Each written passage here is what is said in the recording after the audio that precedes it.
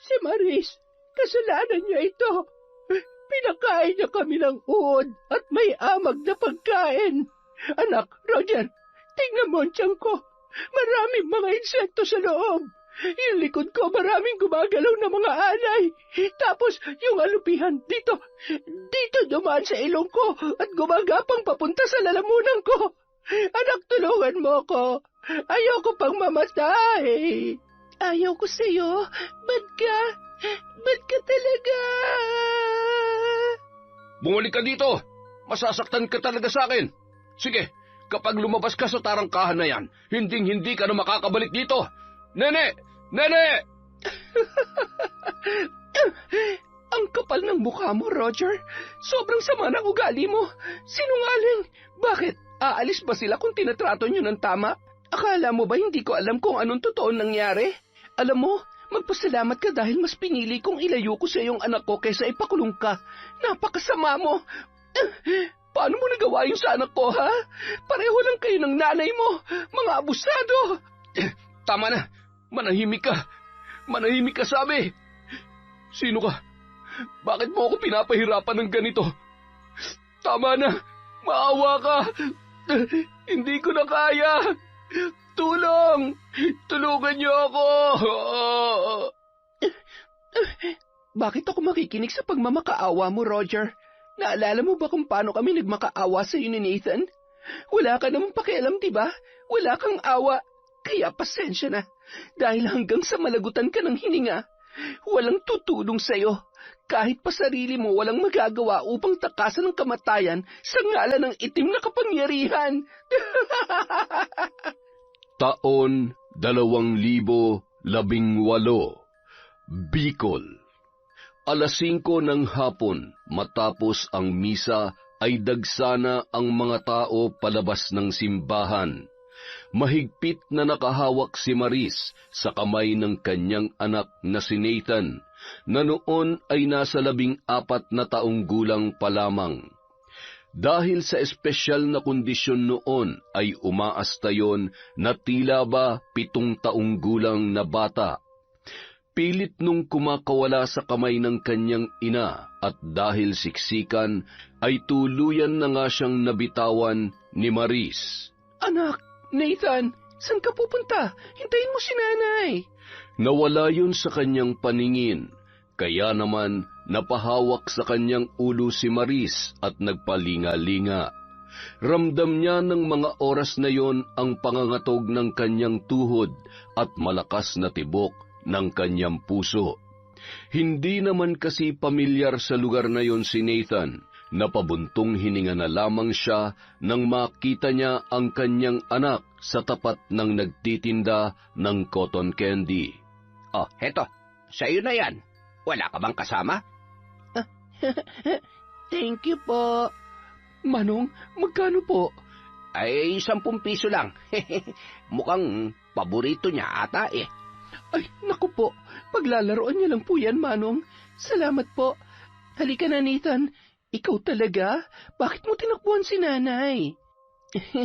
Bumili si Nathan cotton candy. Nanay, gusto ko rin yun. Nanay, please.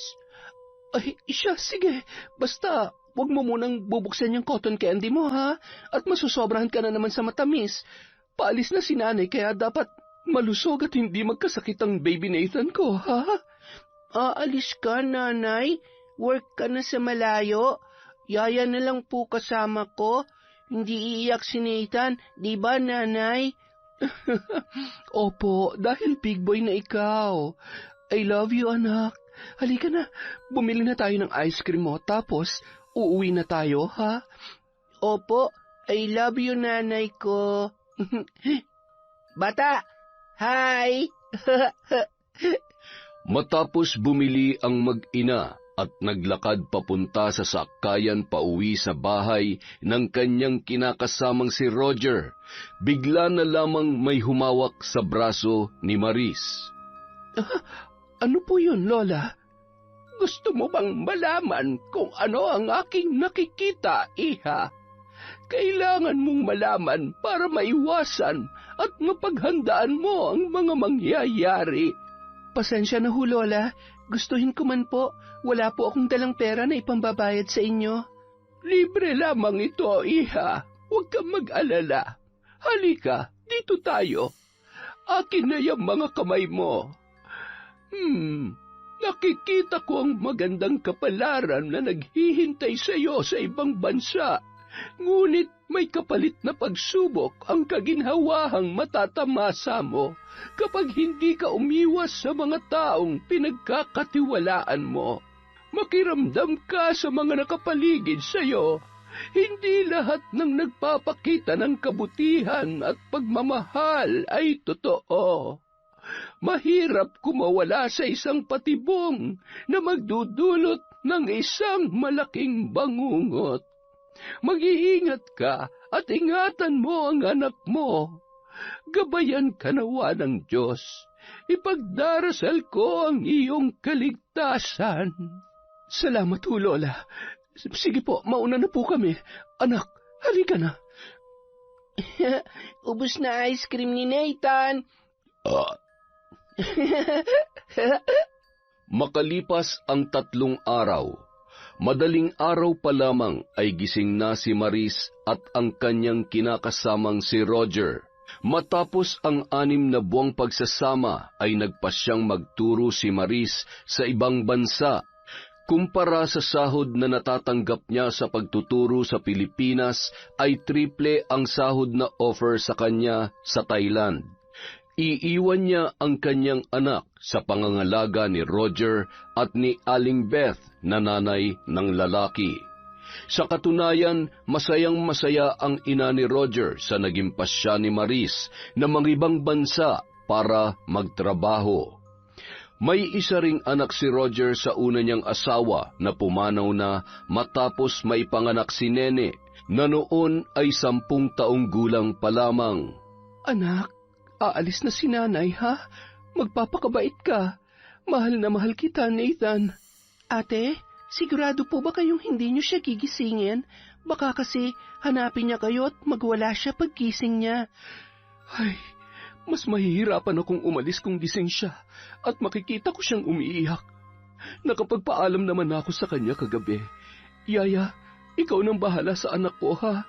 Huwag ka mag-alala. Aalalayan ka naman ng Kuya Roger mo. Tataasan ko rin ang sahod mo sa mga susunod na buwan. Basta ipangako mo lamang sa akin na aalagaan mo siya at... Wala po kayong dapat ipag-alala. Para ko na rin pong anak si Nathan. 5 taon na rin po akong naninilbihan sa inyo. Napamahal na po kayong pareho sa akin. Mag-iingat po kayo, ate, ha? Hihintayin po namin ni Nathan ang pagbabalik ninyo. Mahigpit ring niyakap ni Maris ang yaya ng kanyang anak. Malaki ang tiwala at nakikita niya kung paano nun inaalagaan ng mabuti si Nathan sa kabila ng kondisyon nito. Agad namang tinawag ni Roger si Maris dahil dumating na ang sasakyan na nirentahan nila papuntang terminal papunta sa Maynila. May iba pa kasi siyang aasikasuhin sa loob ng ilang araw bago tuluyang makakaalis ng bansa. Sasamahan naman muna siya ni Roger dahil gusto nitong maihatid mismo sa airport ang kanyang kinakasama. Bago umalis ang dalawa ay sunod-sunod pa ang paalala ni Aling Beth kay Maris na animoy alalang-alala sa kinakasama ng kanyang anak. Pagkatalikod naman ng mga yon ay umirap, sabay umismid pa ang matanda. Bandang 7:00 ng umaga, pagmulat ng mata ni Nathan ay napansin niya na wala na sa kanyang tabi ang kanyang ina na lagi niyang kasama sa pagtulog. Wala na rin ang mga maleta, dahilan para sumigaw ito ng malakas na ikinagulat naman ng kanyang yaya na si Grace, pati na rin ang noon ay bumalik pa sa higaan na si Aling Beth. Nanay! Nanay! Nasaan si nanay? Hindi aalis si nanay. Hindi pwedeng umalis si nanay. Nathan, tama na yan. Di ba kinausap ka na ng nanay mo? Babalik din naman siya agad, di ba? Basta magbabait ka at makikinig kay Yaya. Tama na yan. Huwag ka nang umiyak. may natutulog pa. Baka magising sila at pagalitan tayo. Yaya, huwag mong iwan si Nathan, ha? Opo, hindi ka iiwan ni Yaya. Love na love ka kaya ni Yaya. Hug na nga lang ni Yaya ang baby Nathan namin. Tahan na yan. Ano ba yan, ha? Bakit sumisigaw yung alaga mo? Hindi mo ba kayang patahimikin yan? Puiset, natutulog pa ang apo ko kaya patahanin mo yan. Ang laki-laki na kung makaiyak parang... Ay, sa bagay, hindi nga naman pala nakapagtataka. Pasensya na ho, Aling Beth. Huwag po kayong mag-alala. Kalmado naman na po siya.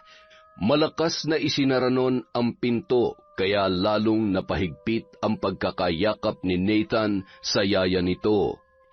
Takot, Nathan, Yaya. Takot ako sa kanya. Ayaw ko sa kanila.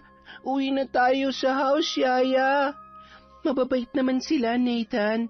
Basta behave ka lang, ha? Hindi na tayo pwedeng bumalik doon. Malayo. At ito na ang bago nating bahay. Masasanay ka rin.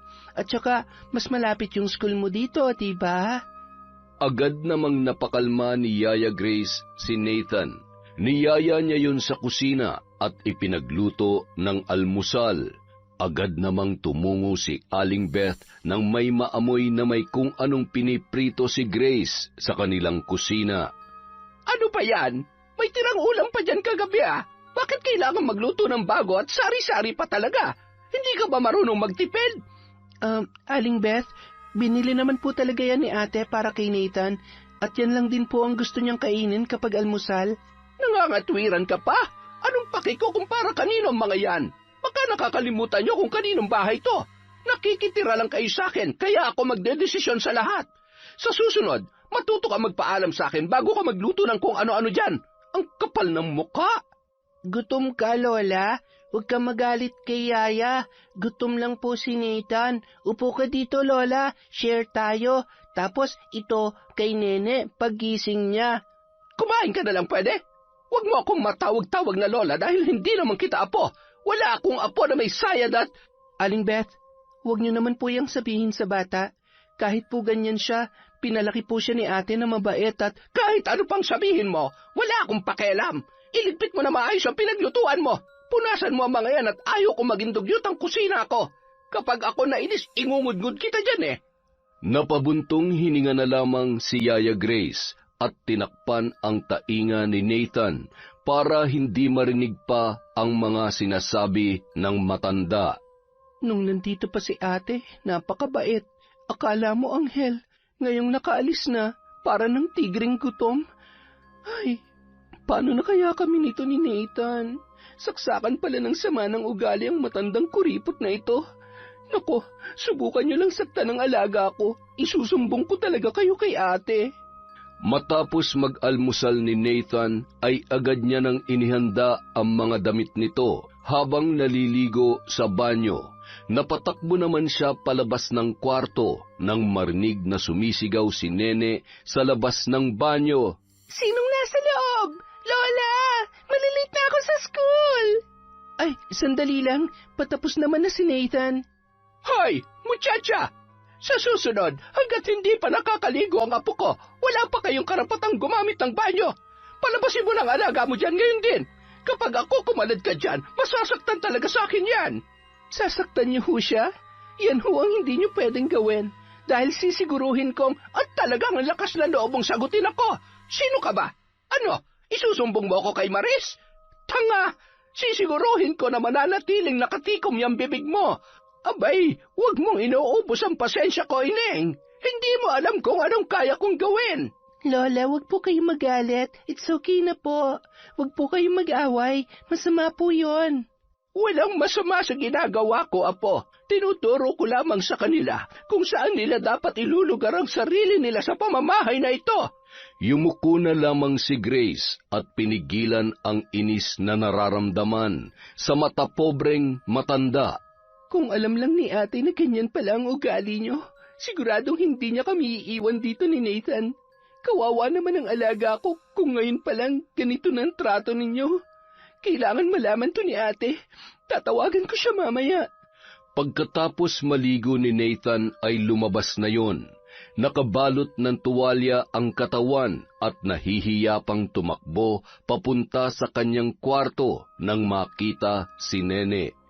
Kapansin-pansin naman sa mukha ni Nene na nagsisi sa kanyang inasal, lalo na't naging dahilan yon para magalit ang kanyang Lola Beth.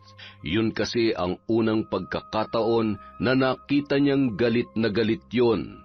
10 taong gulang pa lamang si Nene, bagamat may kaartehan ay mabait naman na bata. Sa katunayan, natutuwa pa siya na meron na siyang maituturing na kapatid. Agad namang nagbihis si Yaya Grace at tumungo sila sa paaralan sakay ng tricycle. 4 na oras siya maghihintay sa kanyang alaga bago mag-uwian. Kinapa niya ang kanyang bag na bitbit nang maalala niya na gusto niyang tawagan ang nanay ni Nathan na si Maris. Napakunot noo siya at kinabahan dahil wala roon ang kanyang cellphone. Napabuntong hininga na lamang siya at iniisip kung saan niya yon nailagay. Sa pagkakatanda niya, sa bag niya nilagay ang cellphone bago natulog. Ipinagsawalang bahala niya na lamang yon dahil nasisiguro niyang nasa bahay lamang ang kanyang cellphone. Nang makauwi sila ni Nathan, habang pinapakain ang kanyang alaga ay panay naman ang hanap niya sa kanyang telepono. Ngumisi sabay tinawag siya ni Aling Beth na noon ay nanonood ng TV sa sala. Ano ba ang hinahanap mo at kanina ka pa hindi mapakali? Yung cellphone mo ba? Paano niyo po nalaman? Nasa inyo po ba yon? Bakit? May tatawagan ka ba? Tatawagan mo si Maris?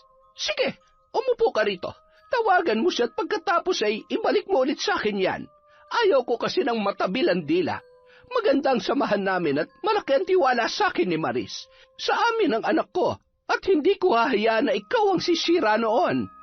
Aba, ayos. Sigurista. Magmamaldita, takot naman palang isumbong. Ay, gusto mo ng laro ha? Eh di sige. Aling Beth, pasensya na ho kung nasagot-sagot ko kayo kanina. Hindi na po yun mauulit. Huwag po kayo mag-alala. Hindi naman po ako magiging sakit ng ulo ninyo. Susundin ko ho kung anong gusto ninyo. Tutulungan ko rin ho kayo sa mga gawaing bahay para hindi kayo napapagod at hindi umiinit ang ulo ninyo. Talaga? Mabuti naman. Magkakasundo tayo dyan. Sige na, kumain ka na. Ubusin mo na yung tirang ulam kagabi at malapit nang mapanis yan. Ay, grabe. Ibang klase. May tao palang ganito. Ay, Diyos ko, kayo na nga lang po ang bahala. Basta huwag niyo lang sasaktan ng alaga ko at baka makalimutan ko na matanda kayo. Nang gabi rin yun, nakausap naman ni Yaya si Maris. Nakabantay nga lang si Lola Beth sa bawat salitang sasabihin niya. Ayaw naman makipag-usap ni Nathan dahil nagtatampo pa rin ang bata. Makalipas ang ilang buwan, maayos naman ang trato ni Roger kay Nathan. Madalas niyang isinasama sa labas ang bata at naglalaro sila ng basketball sa malapit na covered court. Masaya si Nathan kahit may mga pagkakataong sinusumpong yun, lalo na kapag hindi maganda ang gising at may gustong hindi nasusunod. Nasanay na yon sa pagsusungit ni Aling Beth at kung minsan ay idinadaan na lamang noon sa pagmumukmok sa kwarto. Bihira naman makatawag si Maris at limitado lamang ang oras kaya hindi nakakapag-usap ng maayos ang mag-ina at hindi rin nagkakaroon ng pagkakataon si Grace na magsabi ng katotohanan sa kanyang amo. Kapag wala si Roger, hindi sila pinapasabay sa pagkain ni Aling Beth. Kung anong matirang pagkain ng maglola ay yun ang pinagtsatsagaan nilang dalawa ni Nathan. Buti na lamang, may patagong iniwan na pera si Maris kay Yaya na ginagamit niya para bilhan ng gustong pagkain si Nathan bago o pagkatapos ng klase nito.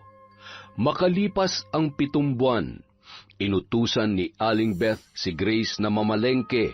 Iniwanan niya si Nathan na nasa kwarto lamang at naglalaro. Nang dumating siya ay bahagya niyang sinilip yon at nagulat siya dahil katabi nun sa higaan si Roger. Hawak ni Roger ang tablet at may kung anong pinapapanood kay Nathan. Nang mapansin siya na nakasilip ay agad niyang pinatay yun. "Oh, nandyan na palang yaya mo. Ako nang bahala dito, Grace. Tulungan mo na lamang si Mama sa pagluluto." Sige po. Nathan, anong pinapanood mo? Nanonood lang kami ng movie. Di ba, Nathan? Opo, magandang movie, Yaya. Nood ka rin mamaya. Talaga? Sige, enjoy ka dyan, ha? Huwag masyadong malapit sa screen yung mata para hindi sumakit, ha? Okay po, Yaya. Nang isara niya ang pinto, ay bahagya niya pang narinig ang halakhak ng dalawa at tila ba halinghing mula sa pinapanood ng mga yon. Bigla naman siyang tinawag ni Aling Beth kaya nabaling ang atensyon niya sa matanda. Kinagabihan, matapos magligpit sa kusina ay nadatnan ni Grace ang kanyang alaga sa kwarto na noon ay nanonood ng malaswang video. Napatakbo yon at agad na inagaw ang hawak na tablet ni Nathan. Nathan, bakit nanonood ka nito? Saan nang galing to, ha? Okay na yon. Okay na sabi yan, Yaya eh. Hindi, isusumbong kita sa nanay mo. Sige ka, buburahin ko na to at kahit kailan, huwag kang manonood ng ganito. Naintindihan mo ba? Huwag mong burahin, huwag sabi. Ayoko na sa'yo! Labas! Lumabas ka! Ayoko na sa'yo! Hoy! Bakit ang lakas-lakas na naman ang iyak mo, ha? Bakit ka nagwawala?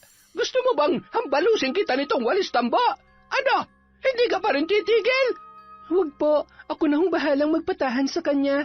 Nandyan pa po ba si Kuya? May tatanong lang po sana ako. May pinapanood po kasing masalang video si Nathan. Si Kuya lang naman po ang kasama niya kanina. Wala naman pong alam sa mga ganyan. Abat, ano akala mo sa anak ko, manyakis? Aba, alam mo namang may sira ang pag-iisip niyang alaga mo. Kaya kung ano-anong pumapasok na kalokohan sa utak niya. Talaga namang si Roger pa ang pagdidiskitahan mo? Hay, manahimik ka na ha, kung hindi pareho kayong tatamaan sa akin. Agad namang isinara ni Grace ang pinto bago muling kinausap ang umiiyak pa rin na si Nathan. Tahan na, huwag ka nang umiyak. Hindi naman ako galit eh. Nathan, bawal kasi yun sa bata. Kaya binura ni Yaya. Huwag ka nang umiyak. Nagagalit si Aling Beth. Alam mo naman kapag nagalit yon parang monster. Katulad nito. Krrrr. Tatawa na yan. Paano nga yung monster? Rawr! Oh, diba? Nakakatakot. Kaya huwag ka nang umiyak. Matulog ka na, ha? Hinaplos-haplos pa muna ni Grace ang buhok ng kanyang alaga bago tuluyang nakatulog yon. Napapaisip din siya na walang ibang naglagay nun sa gadget ng bata kundi ang padrasto nito. Para namang ewan yun si Kuya. Pati ba naman tong bata ay dadamay niya pa sa kalokohan niya? Ay, kagigil. Paano ko ba siya kukumprontahin? Nakakainis naman kasi eh. Hindi ba dapat alam niya na hindi yun pwede kay Nathan? Para namang walang anak na babae sa ginagawa niya. Ano bang gagawin ko? Baka mamaya kung ano-ano pang pumasok sa isip nitong alaga ko. Ilang linggo pa ang nakalipas, mas lalo lamang napapalapit si Nathan kay Roger. Bagay na ikinababahala naman ni Grace. Wala naman siyang magawa para pigilan o kumontra kapag nagbabanding ang dalawa. Maliban sa bagay na yun, ay may isa pang bumabagabag sa kanyang isip. Ilang beses niya na kasing nakikitang tila wala sa sarili, namumula ang mata at sumisinghut-singhut pa si Roger at umuuwi ng alanganing oras. Hanggang sa isang dapit hapon, habang may tinatapos na labahin sina Aling Beth at Grace, ay nanonood naman ng pelikula sa kwarto si Nene at ang kuya Nathan nito. Nagulat si Nene nang bigla siyang patungan at hawakan sa kamay ni Nathan at nagpupumilit yon na siya ay halikan. Huwag ka malikot, nene. Laro lang tayo, tulad nung napapanood namin ni Tatay Roger. Aray, bitiwan mo ako, kuya. Anong ginagawa mo? Masama yan! Lola! Tatay, tulong! Ha? Si Nene yun ah. Nene, anak! Tumakbo yun papunta sa kwarto ng kanyang anak at hindi makapaniwala sa kanyang nakita. Agad niyang hinila si Nathan at itinulak. Tatay, gusto niya akong halikan. Hayop ka! Mapapatay kita! Bakit galit, tatay? Bakit galit at saktan si Nathan? Laro lang naman kami ni Nene, ah. Anong laro sinasabi mo dyan? Nene, dito ka lang. Tuturuan ko ng leksyon tong lokong to. Hinila niya si Nathan sa braso at kinaladkad papunta sa may likurang bahagi ng bahay, malapit sa labahan kung saan abala sina Aling Beth at ang yaya ni Nathan na si Grace. Ano hong nangyayari? Kuya, saan niyo dadalhin si Nathan? Bitawan niyo siya! Nasasaktan ng bata, ano ba? Yaya, tulong! Tulong, Yaya! Sakit! Bitawan mo ko, tatay, please! Diyan ka lang. Huwag kang makikialam, kung hindi, tatamaan ka rin sa akin. Ano ba kasyang nangyayari? Sinubukan pa naman pagsamantalahan si Nene, kaya talaga makakatikim sa akin to eh. Ano? Lintik ka! Ay, Diyos ko! Sandali lang at pupuntahan ko ang apo ko! Kuya, alam niyo naman ho ang kalagayan niya. Pwede niyo namang pagsabihan. Nakikinig naman yan eh. Hindi niya naman... Manahimik ka! Halika dito, Nathan. Dito ka nababagay sa kulungan ng aso. Hindi ka lalabas dyan hanggat hindi ka nagtatanda. Kuya, maawa naman po kayo kay Nathan. Naaawa ka? Gusto mo isama kita sa loob ng kulungan, ha? Aray ko, maraming langgam po, Yaya. Tatay, kagat si Nathan. Ayaw ko dito, tatay. Huwag mo akong matawag-tawag na tatay. Wala akong anak na katulad mo. Kuya, ako na po nakikiusap. Huwag niyo naman gawin sa kanya to. Hindi ba kayo naaawa? Hindi ba't kasalanan niyo naman dahil ikaw ang dahilan kung bakit natutunan niya bagay na yon? Akala niyo ba hindi ko alam na pinapapanood niyo siya ng... Manahimik ka! Hindi ako titigil hanggat hindi niyo pinapalabas ng kulungan si Nathan. Abat, bakit? Sino ka ba para utusan ako, ha? Isusumbong kita kay ate. Irereklamo ko kayo sa pang-aabuso niyo sa bata, pati na yung nanay niyong mata pobre. At ikaw, para kayo naman na makulong. Ah, ganun, ha? Halika dito.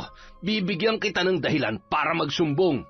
Habang umiiyak si Nathan, napatuloy pa rin na kinakagat ng mga langgam sa loob ng malaking kulungan ng aso. Kinaladkad naman ng noon ay sabog sa ipinagbabawal na gamot na si Roger, ang kaawa-awang si Grace. Dinala niya yon sa kanyang kwarto. Ito bang gusto mo para manahimik ka na? Ha? Gusto mo to? Hayop ka! Manyak! Hindi ko na kaya mga ginagawa niyo! Saan ka pupunta, ha? Halika rito! Aray! Aray ko, bakit yan mo ako sinipa? Walang kasing bilis na tumakbo papalabas si Grace at pinuntahan ang kanyang alaga. Gamit ang malaking bato ay agad nabuksan ang kulungan kung saan naroon si Nathan na punong-puno na ng kagat ng pulang langgam. Nathan, kailangan nating tumakas. Kailangan mong sumama kay Yaya. Patuloy pa rin sa paghikbi ang bata habang tumatango-tango at walang kasing bilis silang tumakbo nang marinig ang boses ng paparating na si Roger. Grace! Nathan! Bumalik kayo dito! Mapapatay ko kayo! Mabuti na lamang, agad silang nakapara ng tricycle. Nagpahatid sila sa bahay ng ninong ni Nathan na siya namang nagbayad sa tricycle driver na sinakyan nila dahil walang kahit anong pera o gamit man lamang na nadala si Grace. Ano ba talagang nangyari? Bakit may mga pasa kayo? Bakit ang daming pantal ng inaanak ko? Pasensya na ho. Wala naman ho kasi akong kakilala na pwedeng mapuntahan kaya dito po muna kami pumunta ni Nathan. Sinaktan po siya ni Kuya Roger. Hindi man lamang po siya naawa. Patuloy na isinalaysay ni Grace ang nangyari na labis namang ikinagalit ng ninong ni Nathan na si Mike. Maliban kasi sa inaanak niya sa binyag si Nathan, ay matagal na silang matalik na magkaibigan ni Maris. Sabi ko na nga ba wala talaga akong tiwala sa Roger na yun. Ay, ewan ko ba naman kay Maris? Pagdating kasi sa pag-ibig, hindi ko alam kung malas lang ba siya o tatanga-tanga talaga. Huwag kayong mag-alala, ligtas kayo dito. Ay, siguradong mag-aalala yun. Bandang 8:00 ng gabi, sakay ng kotse ay dinala nila sa malapit na ospital si Nathan dahil bigla yung inapoy ng lagnat at iniinda ang sakit ng ulo na tumama sa pader nang itulak yon ni Roger. Ayoko dito, Yaya. Ayoko dito. Nanay, gusto ko si Nanay. Huwag ka nang umiyak. Uuwi na rin naman tayo mamaya kapag maayos ng resulta ng mga test mo at kapag bumaba na yung lagnat mo. Huwag ka matakot. Nandito naman si Yaya habang nasa malayo ang nanay mo. Sabi ko naman sa'yo, diba? Hinding-hindi kita pababayaan. Kinabukasan, isang tawag ang natanggap ni Roger mula kay Maris. Nay, ikaw nga sumagot. Di ko alam kung ano sasabihin ko Sira ulo ka. Sagutin mo na. Sabihin mo ang totoo. Tinangay ng yaya niya ang anak niya. Tapos ang problema. Ay, sakit sa ulo talaga ang Grace na yon. Ipapahamak pa tayo ng mga yan. Hello, mahal? Buti napatawag ka. Kumusta? Heto, okay naman. Kayo, kumusta kayo dyan? Si Nathan, si Yaya, nasaan sila? Pwede ko ba silang makausap? Umalis sila Nababagot kasi si Nathan at nagmamaktol kanina, kaya sabi ko, ipasyal muna ni Grace. Kasama rin nila si Nene. Ganun ba? Kaya pala hindi sumasagot sa cellphone niya. Mabuti naman. Ikaw, kumusta ka dyan? Abala ka ba sa negosyo mo? Oo, mahal. Plano ko ngang ipaayos yung... Ay, siya nga pala. Hindi muna ako makakapagpadala ngayong buwan, ha? Kasi nagka-problema. Baka sa mga susunod na buwan pa. Ay, sige na, nagmamandali rin kasi ako. Kinumusta ko lang talaga kayo. Tawagan mo naman ako kapag nandyan si Yaya at Nathan. May itatanong lang ako at namimiss ko na yung anak ko. Bye. Mahal, sandali, hello. Buisit na yan, oo. Anong sabi? Hindi man lang ba nag-usisa? Kailan daw siya magpapadala? Wala, hindi raw siya magpapadala. Buisit. Diyan nga muna kayo, mag-iisip lang ako ng paraan para mahanap ko na yung dalawang yun. Anak, ayoko makulong, ha? Baka mamaya ay pa-DSWD tayo ng Grace na yon. Magsumbong sa mga pulis o kung saan-saan. Tumigil na nga kayo. Sakit na nga ng ulo ko Hindi ko na alam kung anong gagawin ko. Teka, alam ko na. Hindi kaya... Roger, saan ka pupunta? Hoy, huwag mo akong iwan dito. Paano kapag may dumating na pulis, ha? Anong sasabihin ko? Roger! Roger, bumalik ka dito! Ay, mamamatay na ako sa nervyos. Ano ba naman kasi at nangyayari ang mga ito? Ay! Samantala, bandang 8:00 ng gabi, habang pinapakain ni Grace ng hapunan si Nathan, masayang-masaya naman yun sa masasarap na ulam na niluto ng kanyang ninong. Abala noon ang lalaki na may kausap na babae sa kanyang cellphone. Maya-maya, biglang may narinig silang pamilyar na boses mula sa labas ng bahay. Agad namang nagtago sina Nathan at Grace sa may likod ng bahay. Niyakap ni Grace ng mahigpit ang kanyang alaga nang mapansin ang takot at panginginig noon. Samantala, ikaw pala, Roger. Napadalaw ka. Anong meron? Mike, ano kasi? Hinahanap ko si Grace at si Nathan. Nagpaalam kasi na umalis kahapon tapos hindi pa rin bumabalik. Kaya iniisip ko kung saan sila nagpunta. Nagbabaka sakali ako na kung napadaan sila dito baka hindi Ang tagal ko nang hindi nadadalaw yung inaanak ko. Tatawagan ko nga sana si Maris para mangumusta, kaya lang abala rin ako palagi sa trabaho ko Kung sakali man, wag mo na sanang ipaalam kay Maris.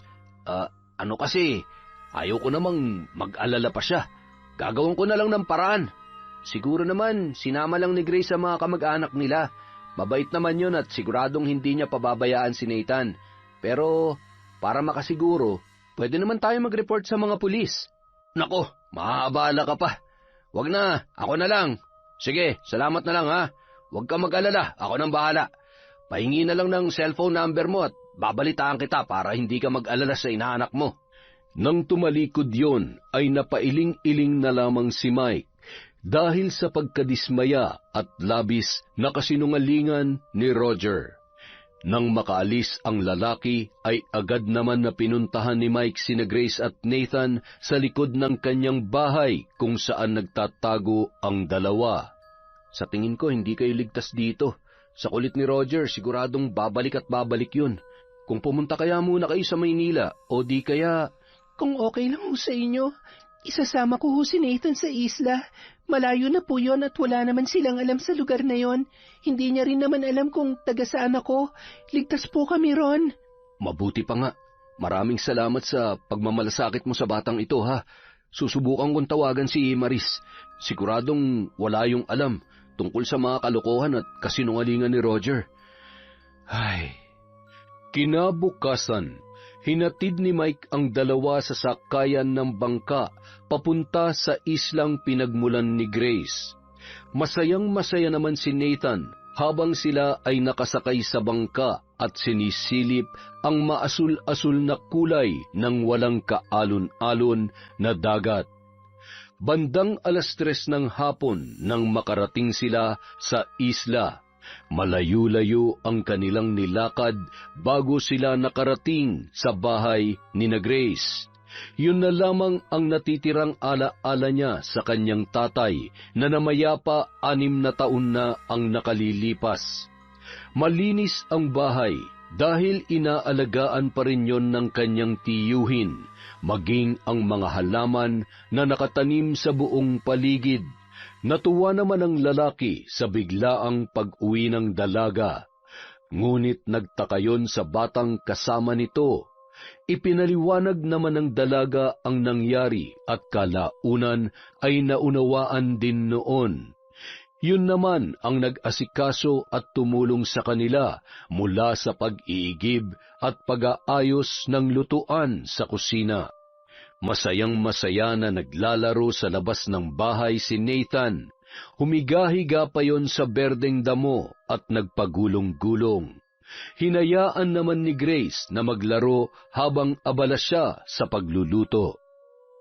Pagsapit ng gabi, agad na nakatulog si Nathan sa kanyang kwarto dahil sa pagod. Walang kuryente kaya naman nakabukas lamang ang bintana para pumasok ang sariwang hangin. Nang matiyak na mahimbing na ang pagkakatulog ng bata, ay nagmamadaling tumungo yon sa dating kwarto ng kanyang tatay, kung saan nakatago ang mga gamit na ibinilin ng kanyang nanay bago yun namatay. Dahil tubong sikihor ang kanyang ina, ay maalam yon sa paggamit ng iba't ibang itim na mahika, palipad hangin, pambabarang at may kaalaman din yung manggamot ng ilang karamdaman. Nung nabubuhay pa yon, ay minsang ipinakita sa kanya ang aklat ng karunungan kung saan naroon ang mga hakbang upang makisapi sa itim na kapangyarihan at magmumulat sa kaisipan ng isang hindi pangkaraniwang kaalaman at kapangyarihan. Nung mga oras na yon, buo na ang kanyang loob na gumanti at pasakitan ang taong umagrabyado sa kanya at sa kanyang pinakamamahal na alaga na si Nathan. Ito ang magiging daan para matuto kayo sa mga pagkakamali nyo. Akala nyo porket mahina at walang laban ay matitibag nyo. Hindi nyo alam kung ilang beses ako nagtiis para lamang hindi nyo masaktan si Nathan. Pero lahat ng pang-aabuso ay may hangganan. Makikita niyo kung gaano kaimportanteng mamuhay ng walang inaapakan. Habang binabasa ang bawat pahina ng aklat, ay unti-unti niyang nauunawaan ang mga bagay-bagay at kung paano niya yun gagamitin. Sa pagpapatuloy na pagbabasa ay hindi niya maunawaan kung bakit tila sa bawat orasyon sa aklat na yon ay nagmamarka sa isip at kanyang mga mata, hanggang sa inilabas niya na ang ilang mga nakatagong gamit sa panggagamot at pambabarang na nasa isang kahon na yari sa dahon ng karagumoy. Luma at tastas na ang ilang bahagi noon. Kapansin-pansin ang isang malaking bote na may laman na 6 pinatuyong mga insekto, pako, bato at mga tinik. Nang buksan niya yon ay umalingasaw ang masangsang na amoy. Isa sa mga araw na ito, pasasaan ba't mabubuhay ko kayong muli? Kayo ang magiging katuwang ko upang maisakatuparan ng pagpaparusa sa mga taong umalipusta at pinagsamantalahan ng kabaitan ko. Minsan lang naman akong magtiis, pero kapag napuno na ako, hindi ako magdadalawang isip na iparanas sa inyo ng doble ang mga kasalanan nyo. Wala nang libre-libre ngayon, kaya lahat ay pagbabayaran mo, Aling Beth. Lalong-lalo ka na, Roger. Habang lumilipas ang panahon, lalong lumalalim ang kaalaman niya sa paggamit ng aklat upang magamit ang itim na kapangyarihan. Mula sa pagbuhay ng mga insekto ay marami na siyang kayang gawin na hindi pangkaraniwan. Kaya naman sa pagkakataong yon ay unti-unti niya nang pinaplano kung paano sisingilin ang mga taong may atraso sa kanya, at maging sa pinakamamahal niyang alaga na si Nathan. Tuloy-tuloy ang naging suporta ng ninong ni Nathan na minsan ay nagagawi pa sa isla upang ihatid ang pangangailangan ng kanyang inaanak. Siya rin ang nag-aabot ng sahod ni Grace. Nalulungkot man sila dahil tumigil sa pag-aaral si Nathan, ngunit yun muna ang kailangan nilang unahin: ang kaligtasan at ikabubuti ng bata habang nasa ibang bansa pa ang kanyang nanay. Isang gabi, muling tinungo ni Grace ang kanyang silid at kinuha ang kanyang mga gamit sa pambabarang. Kabilugan ng buwan, maghahating gabi na at malayo ang distansya ng mga kabahayan. Pumunta siya sa may likod na bahagi ng kanyang bahay at pumwesto sa tapat ng isang malaking puno. Ang buhay ng puno na yon ang sasalo ng mga sumbalik na ipapataw niya sa kanyang babarangin. Ilang sandali pa, sinindihan niya na ang 3 kandilang kulay itim. Pinatayo yun sa ugat ng puno. Hawak niya rin ang malaking garapon na mayroong iba't ibang insekto. Nagsimula siyang mag-usal ng mga kahindik-hindik na salita at iniangat yon. Maya-maya, inilapag niya ang garapon sabay binuksan. Kayo magsisilbing katuwang ko. Pamamahayan niyo at kukunin ang lakas ng babaeng yon upang makaramdam siya ng takot at kawalan ng pag-asa na mabuhay pa. Sa bawat pagpatak ng orasan at pagkaupos ng kandila, iigsi rin ang pag-asang makatakas siya sa sumpa ng pasakit at kamatayan. Samantala, napabuntong hininga naman si Aling Beth habang pinagmamasdan ang kanyang apong si Nene na noon ay tulog na tulog. Nung gabing yon ang unang pagkakataon na nakatulog ang bata na walang laman ang tiyan. 1 linggo nang walang iniaabot na pera si Roger at kahit man lamang bumili ng bigas at ulam ay wala. Nagtatago na rin si Aling Beth sa mga kakilala niya dahil sa mga utang sa tindahan at pera na ipinambayad niya sa tuition fee ng kanyang apo na nag-aaral sa pribadong paaralan. Yung iba naman ay ipinambili niya ng alahas na kinahihiligan niya. Mga alahas na wala ni isang natira dahil naisanla na ni Roger. Hindi para isalba ang nalulugi niyang negosyo, kundi para ipantustos sa kanyang bisyo. Hindi na mapigilan ni Aling Beth ang kanyang sarili sa laki ng problema na kinakaharap ng kanyang pamilya at awa na nararamdaman niya para sa kanyang apo. Ilang minuto matapos humiga, naramdaman niyang may nagpupumilit magbukas ng pinto. Nakiramdam siya sa pag-aakalang si Roger yon. Ikaw ba yan, Roger? May dala ka bang pagkain? Nagmamadaling bumangon at binuksan niya ang pintuan. Pagkatapos ay natuwa siya nang makita ang pagkain na nasa pinggan. Ngunit hindi si Roger ang taong nasa kanyang harapan. Maris, ikaw nga. Bumalik ka na pala. Bumalik ako para ibigay sa iyo to. Alam ko na nagugutom ka na. Kayo ng apo niyong si Nene. Marami akong inihandang pagkain, Nay. Haliho kayo. Naghain na po ako. Halika, Nene. Kumain muna tayo. Salamat. Salamat at umuwi ka na. Gutom na kasi kami ni Nene. Si Roger, hindi pa rin siya umuwi. Masayang-masaya ang maglola at napapalunok-laway pa nang makita ang napakaraming masasarap na pagkain. Takam na nilantakan ang mga nakahain, hanggang sa napatigil ang mga yon nang muling magsalita si Maris. Mukha nga kayong gutom na gutom. Kawawa naman kayo. Pero bago kayo sumubo ulit, pwede niyo bang sagutin ang tanong ko? Nasaan si Nathan? Nasaan ang anak ko? Maris, hindi ko alam. Wala kaming kasalanan.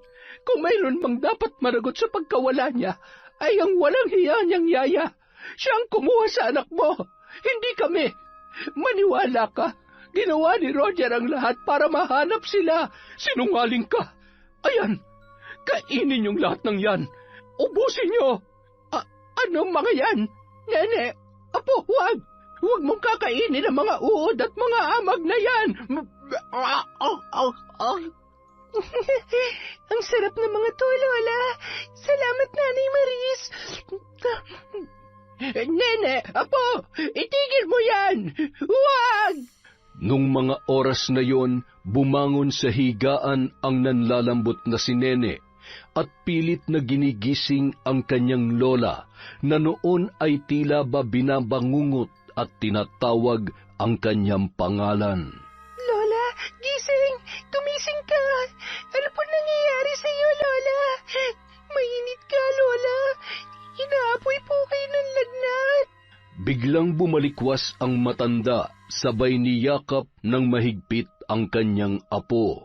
Hangus na hangus yun na animoy tumakbo ng malayo. Maya-maya, nagpapagpag na yun ng katawan at naglululundag sa di malamang kadahilanan. Huwag! Umalis kayo sa katawan ko! Tulungan mo ko, Abo! Tanggalin mo ang mga insekto sa katawan ko! Tulong! Tulungan mo ko! Lola! Lola! Tatay! Umuwi ka na, Tatay! Tatay! Maya-maya, dumating na ang tila wala na naman sa sariling si Roger. Oh, bakit umiiyak ang prinsesa ni tatay, ha? Nandito na ako. May dala akong... Teka, ano nangyari sa lola mo? Nay! Nay, gising! Anak ng... Ngayon ka pa ba magkakasakit? Wala tayong pera, gumising ka, Nay! Kanina pa ba siya nawala ng malay, ha? Kani-kanina lang po.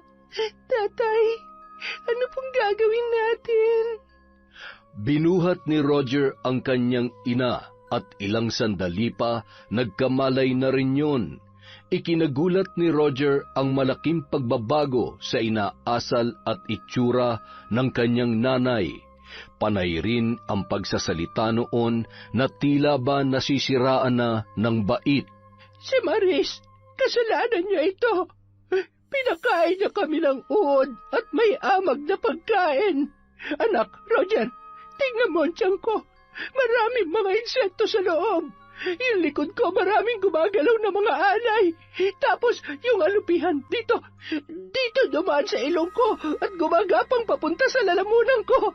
Anak, tulungan mo ko. Ayoko pang mamatay. Nay, ano ba naman at nagkakaganyan ka?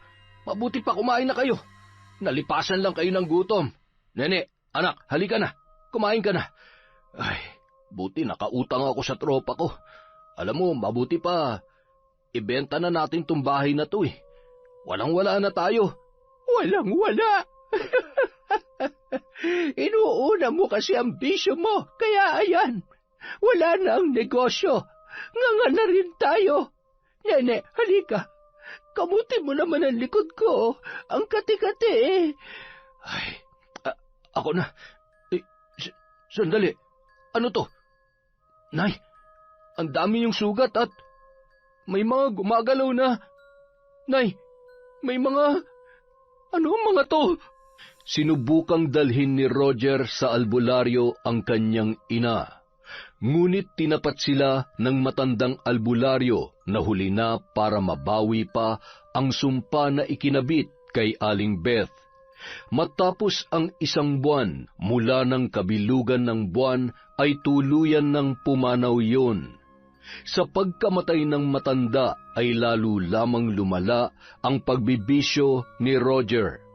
Wala na halos laman ang kanilang bahay dahil paunti-unti niya nang binebenta ang mga gamit na naroroon. Napabayaan niya na si Nene at madalas ay mag-isa lang yun sa bahay, umiiyak at nagtitiis sa gutom. Madalas niya pang napagbubuntunan ng init ng ulo ang kanyang anak. Tay, bakit niyo binenta yung TV? Tatay naman eh. Ano ba? Hindi ka ba titigil? Aanhin mo pa yon. Mapuputulan na rin naman tayo ng kuryente. Bakit kasi hindi kayo nag-work? Di ba tatay kayo? Dapat, aray! Wala kang karapatan na pagsabihan ako ng ganyan. Anak lang kita. Ayoko na sa'yo. Magka talaga. Bumalik ka rito. Masasaktan ka sa akin.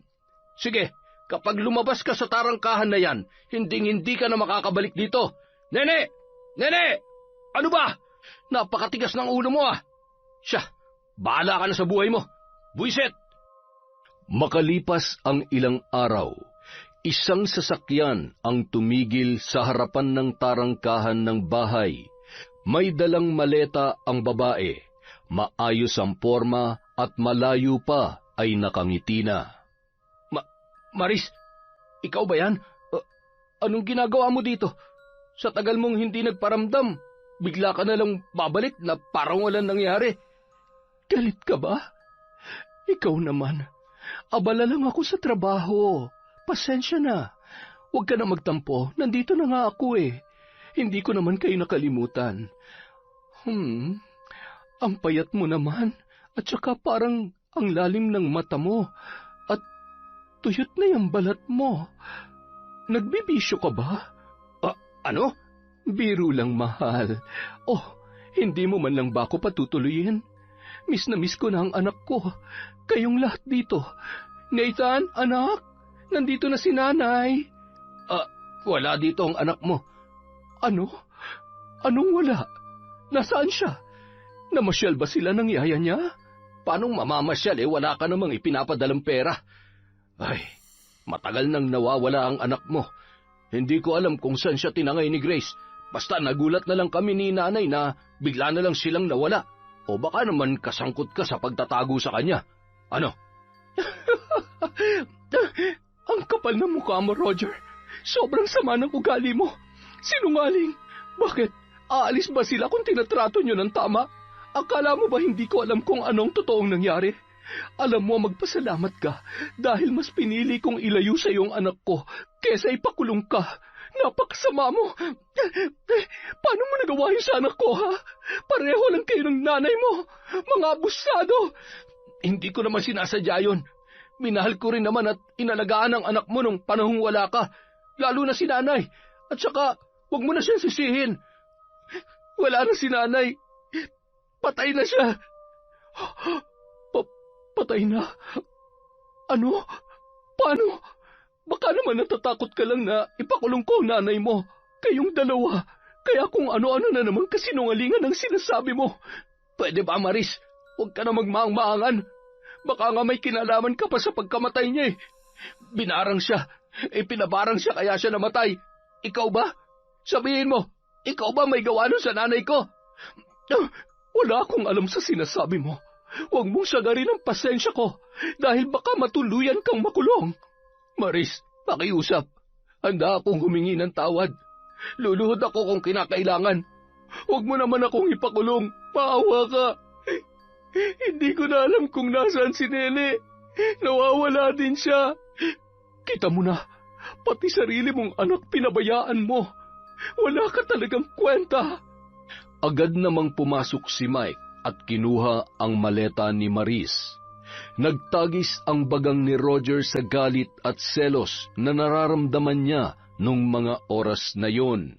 Nang lumapit at akmang susuntukin, ay agad na nasalo ni Mike ang kamao ni Roger.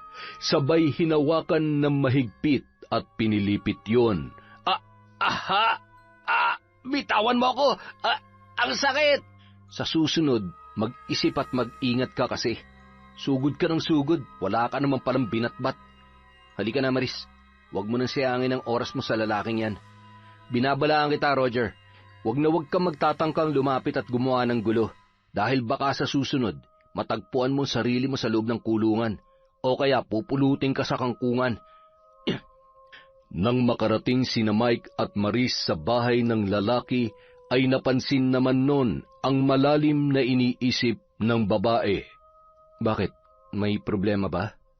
Huwag mong sabihin na naaawa ka sa hayop na yon. Mike, hindi. Nag-aalala lang ako kay Nene. Kawawa naman yung bata. Biktima lang din siya. Wala naman siyang kinalaman sa mga nangyayari. Kailangan natin siyang mahanap. Ay, kung yan ang paraan para mapanatag ang loob mo, sige, hahanapin natin siya. Pero kapag nahanap na natin ang bata, anong plano mo? Ibabalik mo siya sa tatay niya? Aalagaan mo? Menor de edad pa siya. At kapag nalaman ng DSWD ang ginagawa sa kanya, siguradong sila mismo magtatama ng lahat. Makalipas ang 1 linggo, tumungo sila sa mga karatig bayan hanggang sa natagpuan nila si Nene sa gilid ng palengke, kasama ang ilang bata na mamalimos para may pambili ng pagkain.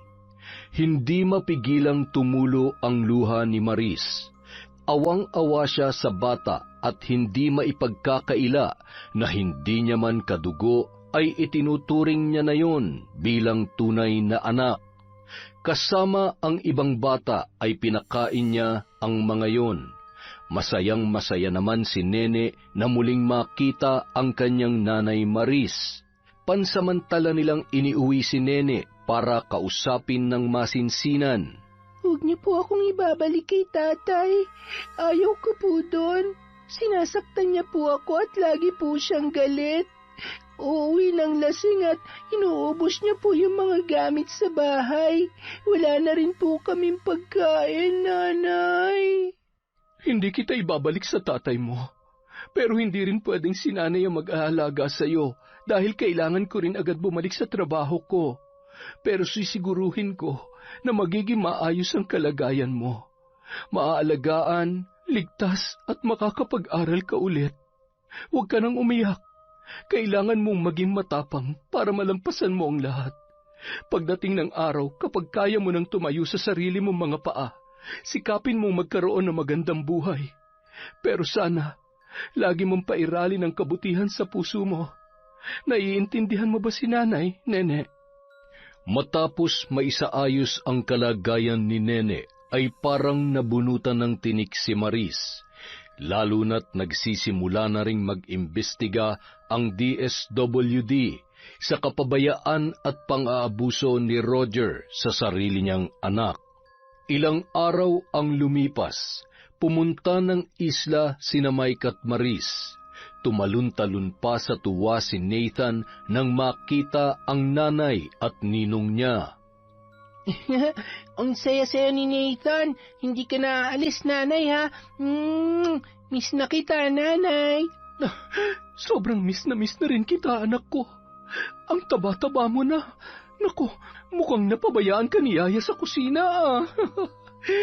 Ninong, halika. Samahan mo ko doon, Ninong. Play tayo. Sige, na-miss mo rin ba si Ninong, ha? Opo. Habang naglalakad papunta sa may likod na bahagi ng bahay, ay masayang-masaya at naluluha si Maris na pinagmamasdan si Nathan. Ano ba namang luha to? Salamat, Grace. Sobrang salamat sa pag-aalaga at pagmamahal sa anak ko. Hindi ko mapapatawad ang sarili ko kung may nangyaring masama sa kanya. Sa inyong dalawa. Wala kayong dapat ipag-alala, ate. Naging mabait po kayo sa akin. Pamilya ko na po kayo. At si Nathan, para ko na rin po siyang tunay na anak. Masaya po ako kapag masaya siya.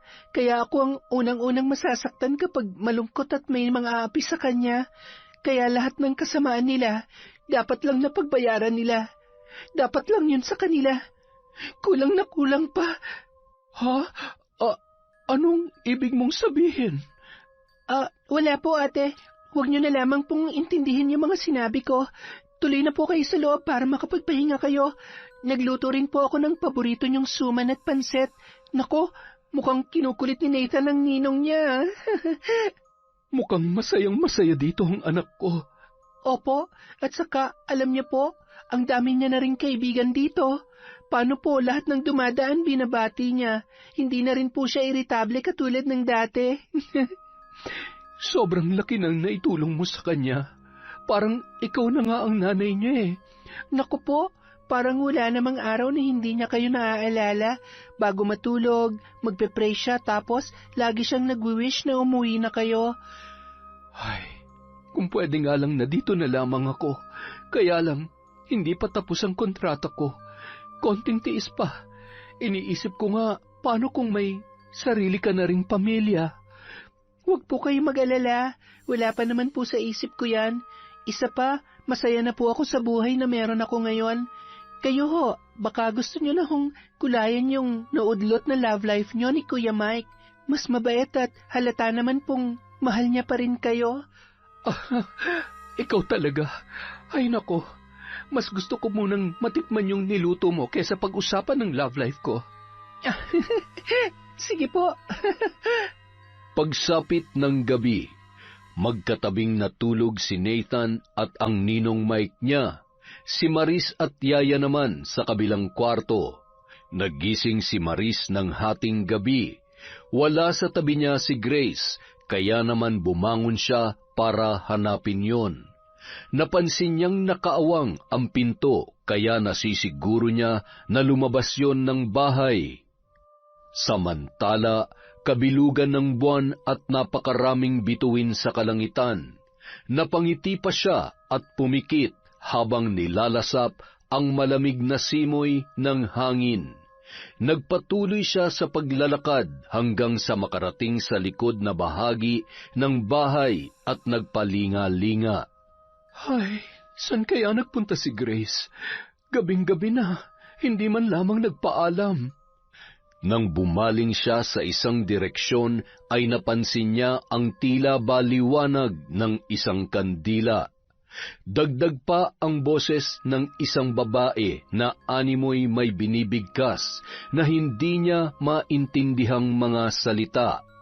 Lumakad siya papalapit doon at amoy na amoy niya na ang usok ng kandila. Kasabay ng pagkaupos ng kandila at ang luha nito ay simbolo ng buhay mo. Hindi kita bibigyan ng pagkakataon na itama ang pagkakamali mo dahil wala sa akin ang salitang kapatawaran. Kamatayan mo lamang ang magpapagaan sa galit na nararamdaman ko. Magdusa ka, Roger! Magdusa ka! Sa kabilang banda, napabalikwas si Roger sa kanyang kinahihigaan. Nagpalinga-linga siya nang maramdaman ang init na tila pinapatakan ng kandila ang kanyang katawan. Umuusok at isa-isang naglilitawan ang sugat sa kanyang balat. Habang naririnig niya ang boses ng isang babae na tinatawag ang kanyang pangalan, biglang napahawak si Roger sa kanyang ulo. Tama na! Manahimik ka! Manahimik ka, sabi! Sino ka ba? Bakit mo ako pinapahirapan ng ganito? Tama na! Maawa ka! Hindi ko na kaya! Tulong! Tulungan niyo ako! Maya-maya, Naramdaman niya ang mga galamay ng kung anong insekto na nasa kabilang tainga niya. Hawak ang kanyang buhok habang galit na galit ang ugat sa noo ay nagliparan ang mga bangaw, tipaklong at putakti. Napahawak yun sa kanyang dibdib nang maramdamang may kung anong bumabara at nakatusok doon. Hinahabol ang hininga na animoy nalulunod. Pakiusap! Patawarin mo na ako! Huwag mo akong papatayin! Kailangan ako ng anak ko! Sige na!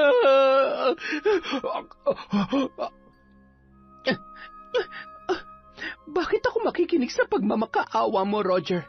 Naaalala mo ba kung paano nagmakaawa sa'yo si Nathan? Wala ka namang pakialam, di ba? Wala kang awa, kaya pasensya na.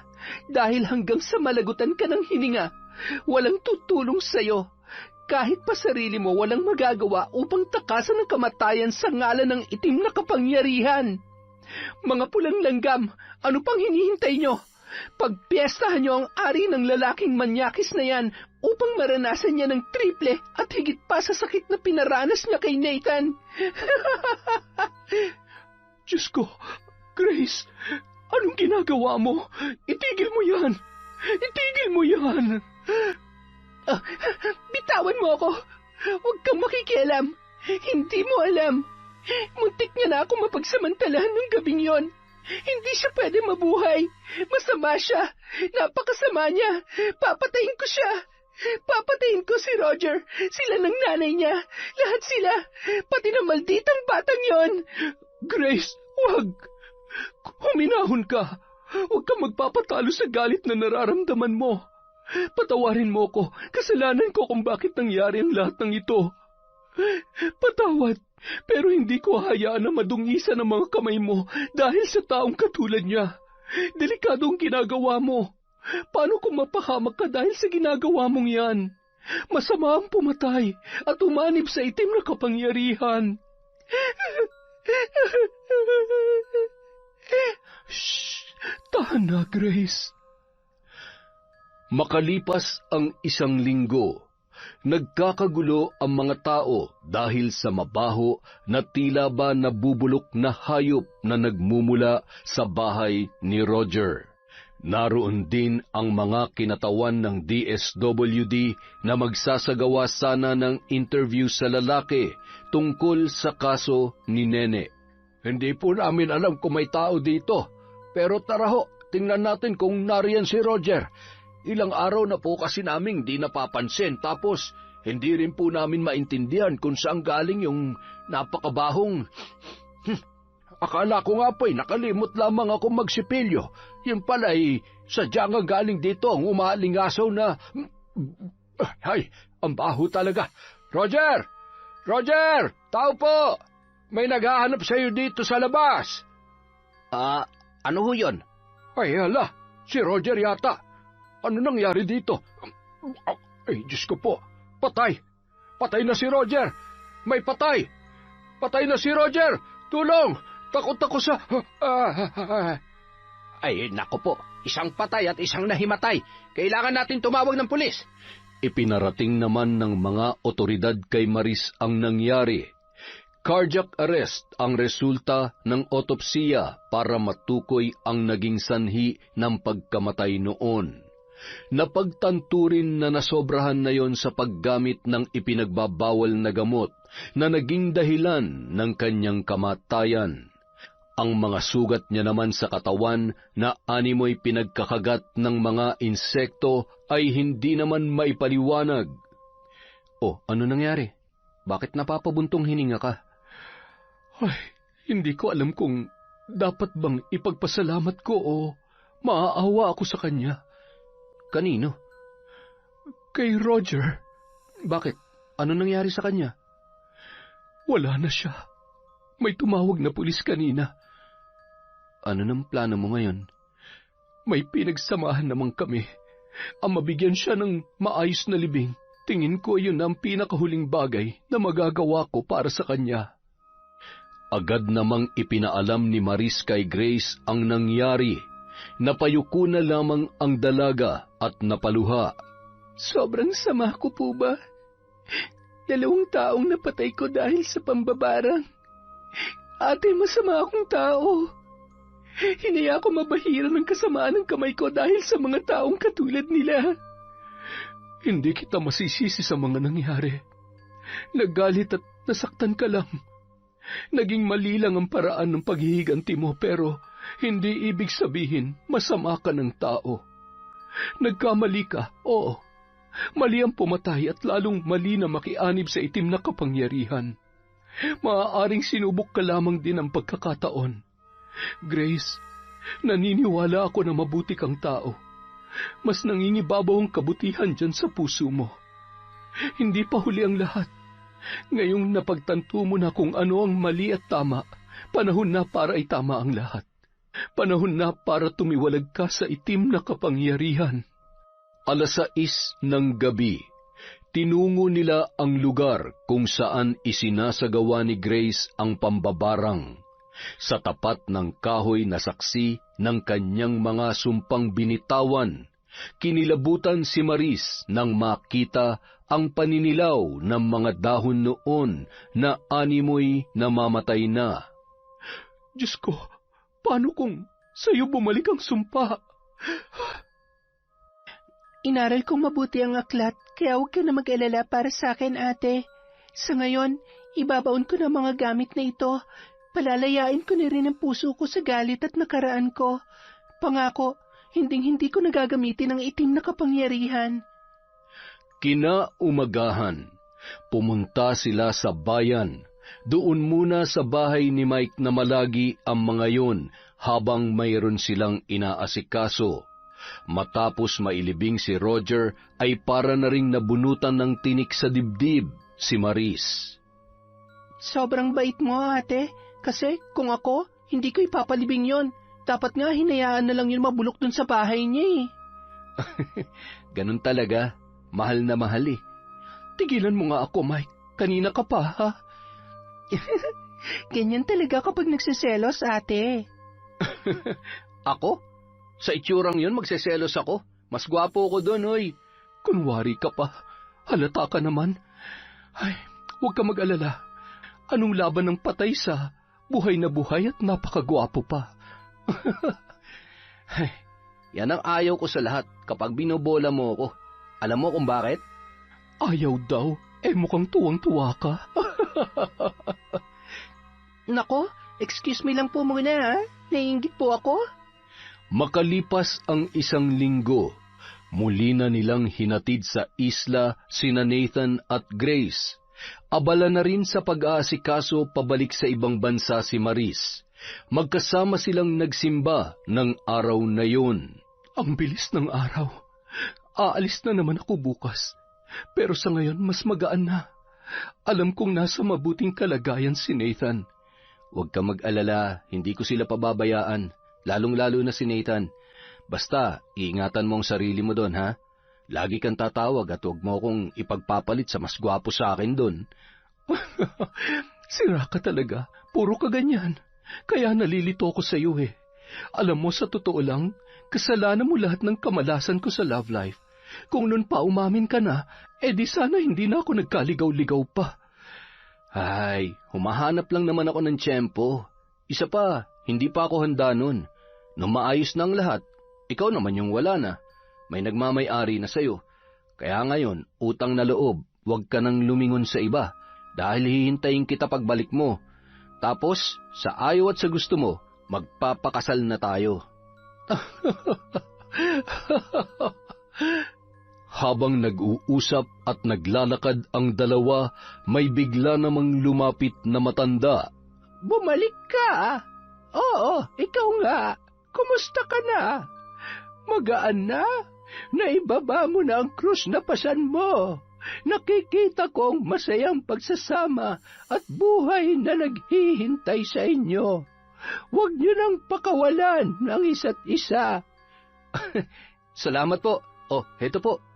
Magkano po ba? Asan na yun? Nakaalis na agad. Alam mo, totoo lahat ng sinasabi niya. Siguro kung naniwala ako sa sinabi niya noon, hindi na siguro ako umalis at iniwan si Nathan at Grace sa bahay na yon. Ay, pero tapos na ang lahat. May dahilan ng Diyos kung bakit nangyari ang lahat ng ito. Halika na, kumain muna tayo at nagugutom na ako.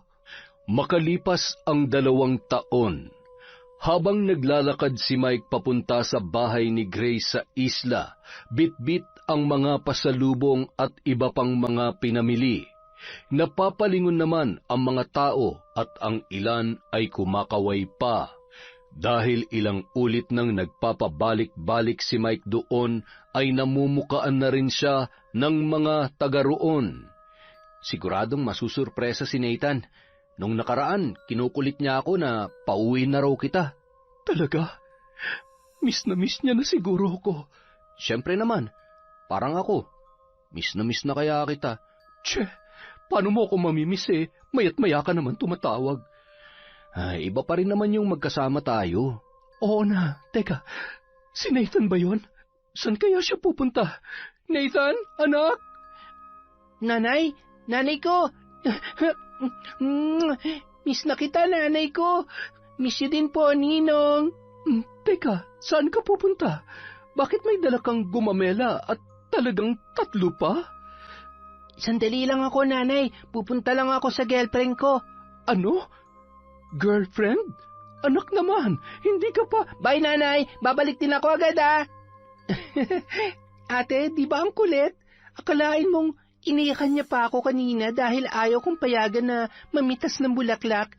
Ibibigay lang pala sa apo ni Nanay Estela. Nako, mas stress na naman yung matanda. Maigi pa sundan natin. Diyos ko po, hindi ako makapaniwala.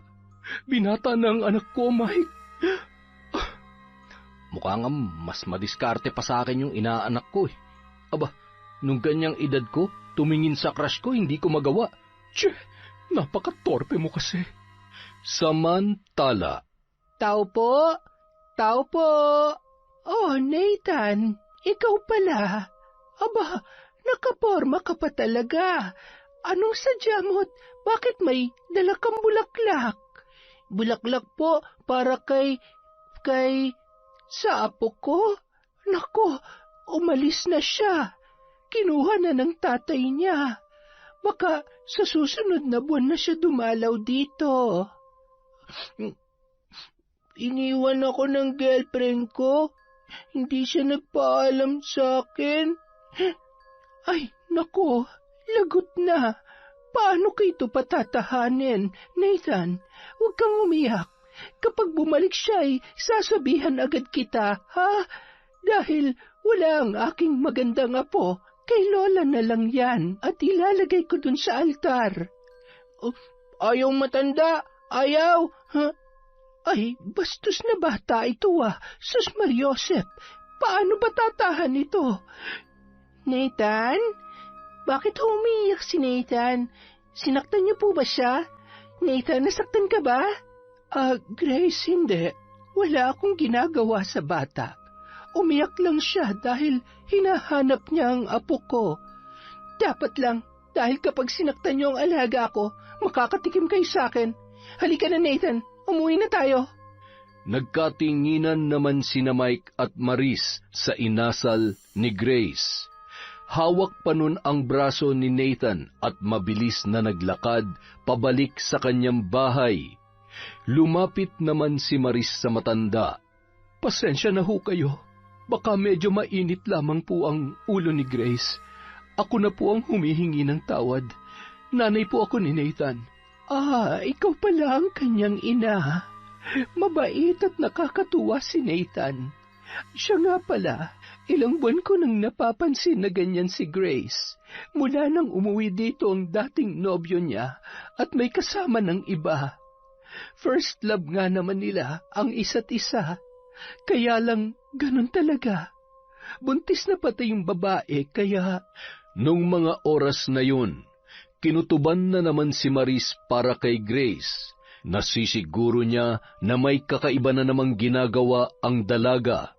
Iba rin ang aura noon. Nababasa niya ang galit at sakit sa mga mata nito. Kinagabihan, Matapos maghapunan ay agad na silang tumungo sa kani-kanilang silid. Natatawa pa si Maris habang pinapakinggan ang harutan ni na Mike at Nathan sa kabilang kwarto. Hindi naman mapakali sa higaan si Grace. Hindi rin gaanong nagkukwento yon katulad ng dati, at hindi na malayan ni Maris na nakatulog na pala siya. Nang siya ay magising, ay nagulat siya nang wala na naman sa kanyang tabi si Grace. Agad niyang hinanap ang dalaga at tumungo sa isang lugar na nababatid niyang kinaroroonan ni Grace. Hindi nga siya nagkamali. Hawak ng dalaga ang isang larawan na pinapatakan niya ng kandila habang nag-uusal ng mga nakakatakot na salita. Grace! Ate! Grace naman! Ano na naman to? Hindi ba nangako ka na sa akin na hindi mo nagagamitin yan? Patawarin mo ako, ate. Hindi ko na alam ang gagawin ko. Gulong-gulo ang utak ko. Nasasaktan ako. Kinalimutan ko na siya eh. Akala ko hindi niya na ako babalikan pa. Pero alam mo kung anong masakit pagbalik niya. May kasama siyang iba. May mahal na siyang iba, ate. Grace, lumilipas din ang sakit. Kailangan mo lang tanggapin na wala na. Tapos na. Tanggapin mo na hindi kayo ang nakalaan para sa isa't isa. Ang pagtanggap ang unang paraan para mawala yung sakit na nararamdaman mo. Gusto mo bang maging dahilan upang maging miserable ang buhay ng iba? Halika. Tumayo ka dyan. Akin na yan. Huwag mong sirain ang buhay mo dahil lamang sa lalaki. Gamitin mo ang sakit na nararamdaman mo para maging mas malakas at para mas mahalin pa ang sarili mo. Hindi ko alam kung paano gawin yan, ate. Pero salamat. Susubukan ko ang lahat na makakaya ko. Pinag-aral ni Maris si Grace sa kolehiyo. Nagsama naman sila ni Mike bilang mag-asawa. Nagpasya silang magpakasal at magkatuwang na pinalago ang kanilang mga negosyo upang hindi na kailanganin pang bumalik sa ibang bansa ni Maris. Bumalik din sa pag-aaral si Nathan. Isang araw, dinalaw nila si Nene na matagal na nilang hindi nakikita. Nanay, salamat po at pinalikan niyo ako. Namiss ko po kayo. Nanay, nag-aaral po ako mabuti katulad ng sabi niyo sa akin. Babalik pa po ba kayo sa ibang bansa? Si Kuya Nathan po. Kumusta na po siya? Kasama ko ang Kuya Nathan mo. Gusto ka rin niya makita at marami siyang pasalubong sa'yo. Nanay, Nene, ikaw na si Nene. Ha, ang tangkad mo na. Ang ganda-ganda pa rin ni Nene, Nanay. Gusto mo, sama ka sa amin? Ang dami kong toys. Tapos, pasyal tayo sa mall. Tapos, dun sa isla. Ang ganda-ganda ng dagat, Nene. Tapos, nandun yung girlfriend ko. Maganda siya, mahaba ang buhok at... Nanay, may girlfriend na raw si Kuya, oh. Wow, ang dami naman nito. Pati damit. Nanay, salamat po ha. Sana pagdating ng araw, makasama ko ulit kayo. Huwag ka mag-alala. Kaunting tiis na lamang, Nene. Kapag nasa tamang edad ka na, may karapatan ka ng mamili kung saan mo gusto. Makakaalis ka na rito. Para hindi ka malungkot, dadalasan namin ang pagdalaw sa'yo. Gusto mo ba yon, Nathan? Opo, Nanay. Huwag kang iyak, Nene. Huwag kang sad. Love ka ni Kuya. Hindi aaway, ha? Salamat, Diyos ko. Sa kabila ng kalagayan ng anak ko, napakabuti pa rin ang kanyang puso. Oh, bakit umiiyak na naman ang mahal ko, ha? Nandyan ka na pala. Wala to. Natutuwa lamang ako. Masayang-masaya si Nathan. Salamat, mahal, ha? Salamat sa pagiging mabuting ama sa kanya. Salamat sa pagiging mabuting asawa. Mahal na mahal kita. Mahal na mahal ka namin ni Nathan. Mas mahal na mahal kita. Ayaw ko ng pagdaanan mo ang hirap at lungkot na pinagdaanan mo noon. Mahal na mahal ko kayo ni Nathan at syempre, ang magiging anak natin. Siguradong mas matutuwa si Nathan kapag nalaman niya na magkaka-baby brother na siya. Tama ka. Yon, napakahiwaga talaga ng pagmamahal. Sa susunod na po ulit ang shoutout natin. Naglilista pa po si Kwentong Enteng. Maraming salamat po sa walang sawang pagsuporta sa Kwentong Enteng.